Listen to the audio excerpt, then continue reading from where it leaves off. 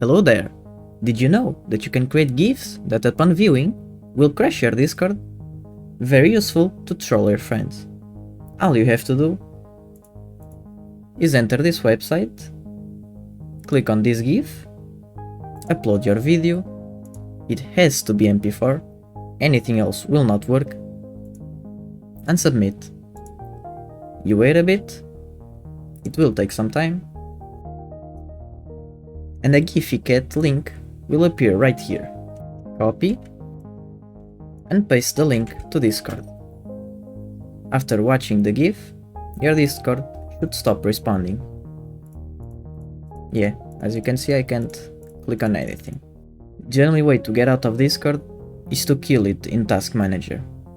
By the way, this will only work if you have hardware acceleration enabled.